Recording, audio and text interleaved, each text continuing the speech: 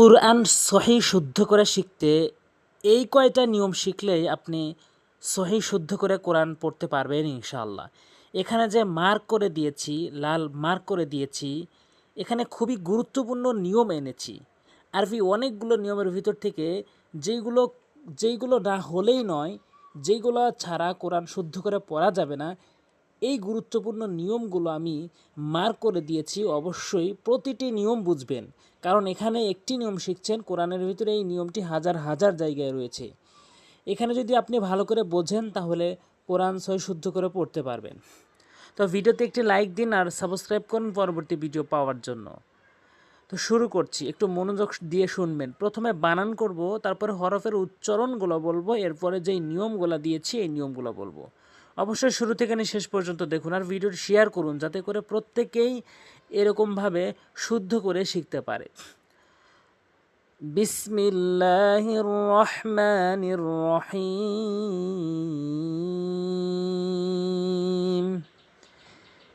ইন্না আনজালনাহু ফি লাইলাতিল কদর। এখানে যে নিয়মগুলো রয়েছে আমি নিয়ম কানুন প্রয়োগ করে বলেছি। যেমন এখানে এই গোলবৃত্ত, এখানে 3টি নিয়ম রয়েছে, খুবই গুরুত্বপূর্ণ। এখানে 3 লেখা হয়েছে, একটু মনোযোগ সহকারে শুনবেন। হামজা নুন জেরে ইন, এই যে হামজা দিয়ে নুনকে ধরলাম এবং নুন জবর না 2বার উচ্চারণ করলাম এই তাসদীদ চিহ্নর কারণে। এই তাসদীদালা হরফ 2বার উচ্চারণ করা যায়, প্রথমবার তার ডান দিকের হরকতের সঙ্গে, দ্বিতীয়বার সে নিজে নিজে, যেমন ইন্না।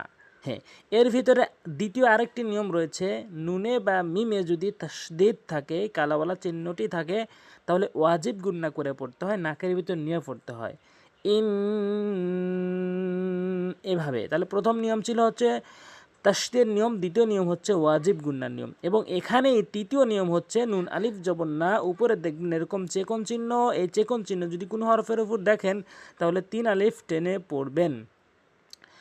এইটির নাম হচ্ছে মধ্যে মুনফাসিল। তাহলে এখানে আমরা 3টি নিয়ম শিখতে পারলাম।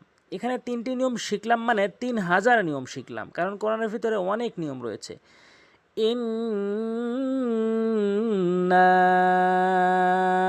তাহলে আমরা শুদ্ধ করে পড়তে পারবো ইনশাআল্লাহ। হামজা নুন জবর আন বলা যাবে না, বলতে হবে হামজা নুন জবর আং। একটু মনোযোগ দিবেন।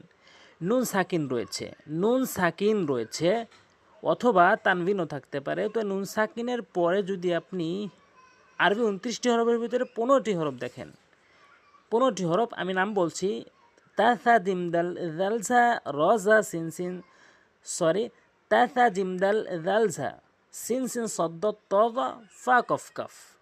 এই 15টি হরফ যদি নুন সাকিনের পরে দেখেন তাহলে অবশ্যই নাকের ভিতরে এরকম নিয়ে পড়বেন, আং, এভাবে পড়বেন, আন বলা যাবে না। তারপরে ঝালাম জবর ঝাল, এটিও একটি নিয়ম, এটি জজমের নিয়ম। এটির নিয়ম হচ্ছে যে হরফের উপর থাকে তার আগের হরফ দিয়ে একে ধরে পড়তে হয়, দ্রুত পড়তে হয়, টেনে পড়া যায় না। তাহলে দেখুন আমরা কতগুলো নিয়ম শিখছি। অবশ্যই প্রত্যেক নিয়ম গুরুত্বপূর্ণ, একটু মুখস্থ করে রাখবেন, অবশ্যই বুঝবেন। নুন খারা জবর না, হ্যাঁ, কোরআনের হাজার হাজার জায়গায় রয়েছে খারা জবর খারাজের উল্টো পেশ, এক আলিফ করে টেনে পড়বেন, অবশ্যই টেনে পড়বেন না, এভাবে। হাপে সু হরকত, হ্যাঁ, একটি কথা খুবই গুরুত্বপূর্ণ, অধিকাংশ লোক হরকতকে টেনে পড়ে অর্থ চেঞ্জ হয়ে যায়। এক জবর এক জের এক পেশ যদি কোথাও থাকে আপনি দ্রুত পড়বেন, এটি হচ্ছে হরকতের নিয়ম। ফায়াজের ফি, একটি নিয়ম একবার বললে সামনে আর সেই নিয়মটি আসবে না, এটি প্রত্যেকটি ভিন্ন ভিন্ন নিয়ম। ফায়াজের ফি, জেরের বাম পাশে জজমালে, এটি মদের হরফ। মদের হরফ আশা করি যারা পুরাতন, যারা আমার ভিডিও দেখেন তারা বুঝতে পেরেছেন।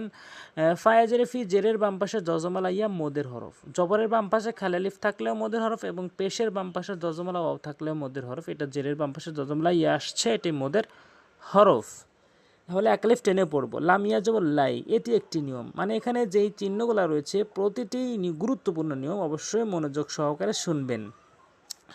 লামিয়া জবর লাই, এটি টেনে পড়া যাবে না, এটি হচ্ছে লিনের হরফের নিয়ম। লিনের হরফ 2টি, ওয়াও ইয়া। এই ওয়াও ইয়া জজম অবস্থায় জবরের পর আসলে দ্রুত পড়তে হয়।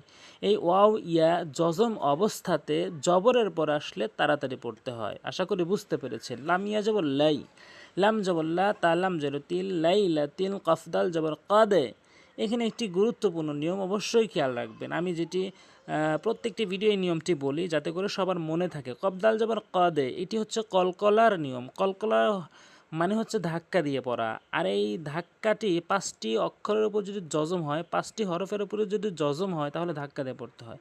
এই ধাক্কাটা বিশেষ করে দুটি দিকে হয়, কফ ত হচ্ছে উপরের দিকে ধাক্কা হয় এবং বা জিম দাল হচ্ছে নিচের দিকে ধাক্কা হয়। এখানে দাল রয়েছে, কদে বলতে হবে, কদও বলা যাবে না। রজরেরি কাদেরি কাদের এভাবে বলবেন। এরপরে আসুন, এই আয়াতে দুইটি নিয়ম রয়েছে। অজবর মিম আলিফ জবর মা, এখানে কিন্তু 3 আলিফ টেনে পড়বেন। যে নিয়মটি হাজার হাজার জায়গায় রয়েছে, অর্থাৎ এটা হচ্ছে মুনফাসিলের নিয়ম। উপরে চেকন চিহ্ন, বামে লম্বা হামজা থাকলেই 3 আলিফ করে টেনে পড়বেন। যে হরফের উপর এরকম চিহ্ন রয়েছে, হামজা দাল জবর আদে, র খারা জবর র, কাব জবর কা, আদে র কা।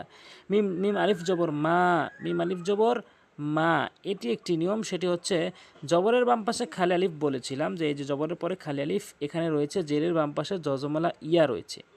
আরেকটা রয়েছে পেশের বাম পাশে যজমালা ওয়াও, সামনে আসলে বলছি।